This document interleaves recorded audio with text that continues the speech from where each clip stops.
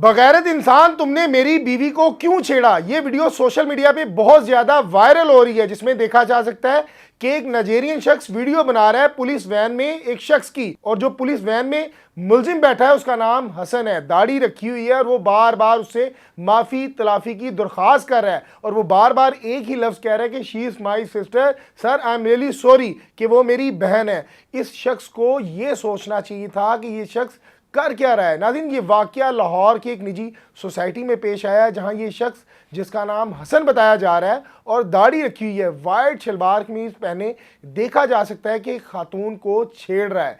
अब ये शख्स कौन है और इसकी बेगम कौन है, तमाम डिटेल्स बताएंगे आपको आज के इस व्लॉग में।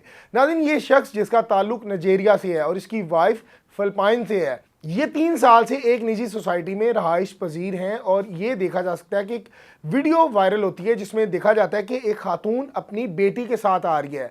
हुलिया अगर देखा जाए, उसकी ड्रेसिंग देखी जाए उसकी बच्ची की, तो वो लड़का लग रहा है। हसन नामी शख्स उसको मोबाइल पकड़ाता है, वल्ला नंबर लेने के लिए या किस और मामले के लिए, लेकिन उस वीडियो में देखा जा सकता है कि उसके एक हाथ में पर्स होता है और दूसरे हाथ से वो मोबाइल पकड़ लेती है। अब दोनों हाथ उसके मसरूफ हो जाते हैं तो वो उसके जिस्म को मुख्तलिफ जगह से छेड़ना शुरू कर देता है। उस खातून का सब्र देखें कि वो मोबाइल उसको वापस कर रही है और कह रही योर मोबाइल। अब यहां उसको पता चल गया था कि ये मुझे बैड टच कर रहा है, इसके इरादे ठीक नहीं है, इसके अज़ाइम ठीक नहीं है, लेकिन बजाय उसने मोबाइल तोड़ने के, फेंकने के, मोबाइल उसको हवाले करने की कोशिश की। लेकिन वो बदबख्त शख्स हसन जिसका नाम है, वो बार बार उसको छेड़ रहा था। अब ये कहानी कहाँ से शुरू होती है। ये खातून तकरीबन 3 साल से इस सोसाइटी में रह रही है। इसका बताना है कि मैं बहुत सेफ जाती हूँ और बहुत सेफ आती हूँ।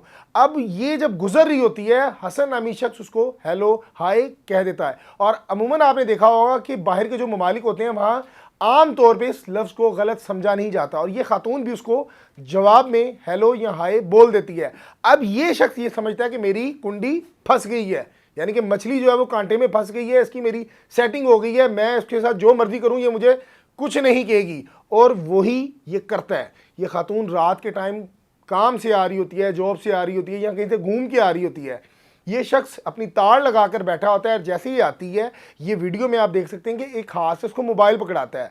अब इसमें यह कंफर्म नहीं है कि नंबर लेने के लिए पकड़ा रहा है या किसी और नीयत से पकड़ा रही है, या उसके दोनों हाथ मसरूफ करने के लिए पकड़ा रहा है। वहीं उसके दोनों हाथ बिजी हो जाते हैं और ये उसको टच करना शुरू कर देता है। उससे वो ज़रा शोर मचाती है, उसको काउंटर करती है और इतने में वो शख्स वहाँ से आता है और ये उसकी बेटी बेल देती है। अब आप देखें कि उस टाइम उसका शोहर जो नाइजेरिया से जिसका ताल्लुक है, उसकी हाइट तकरीबन 7 फुट है, वो वाशरूम में होता है। आप देख सकते हैं कि वो जैसे ही बाहर आता है उसने अपनी पजामा उसने अपना पजामा पहना होता है, टॉवल भी नहीं किया होता, यानी कि गीला होता है। फ़ौरन बाहर आके उसको इशारा करता है, लेकिन वो शख्स भाग जाता है। अब ये सोसाइटी में लोगों को पता होता है कि बेसिकली इस तरह का मामला कभी पेश नहीं आया, ये किस तरह आ गया। सीसीटीवी निकलवाई जाती है और ग्रुप में भेजी जाती है, जो सोसाइटी का ग्रुप होता है। उसमें एक शख्स पहचानता है और बताता है ये तो हसन है, फलां नंबर घर में रहता है। 15 पे कॉल करके फ़ौरन इसको गिरफ्तार करवाया जाता है और वहाँ इसका शोहर उससे पूछता है कि तुमने ये काम क्यों किया। ये इंग्लिश में कन्वर्सेशन हो रही होती है और वो शख्स बार बार बदबख्त मुलजिम हसन उससे सिर्फ माफ़ी की दरख्वास्त करता है। मेरे ख्याल से इस शख्स को माफ़ी तो बिल्कुल नहीं मिलनी चाहिए। अगर किसी खातून का, किसी बहन बेटी की इज़्ज़त का आप एहतराम नहीं कर सकते तो कम से कम उसकी इज़्ज़त की धज्जियाँ ना उड़ाएं। अगर वो आपको स्माइल दे रही है तो उसकी स्माइल के पीछे लाजमी नहीं कि जो आप चाह रहे हैं वो मान गई है। और यही शख्स यहाँ गुमराह हुआ, इसने फ़ौरन जो हेलो हाय का मतलब को ये समझा कि ये मेरे साथ फंस गई है। और पुलिस ने जो है इसका सॉफ्टवेयर अपडेट किया, उसके बाद इसकी वीडियो सोशल मीडिया पे बहुत तेज़ी से वायरल है। आप इस शख्स के बारे में क्या राय रखते हैं, कमेंट सेक्शन में ज़रूर बताइएगा। मुझे दीजिएगा इजाज़त, अल्लाह ने के बाद।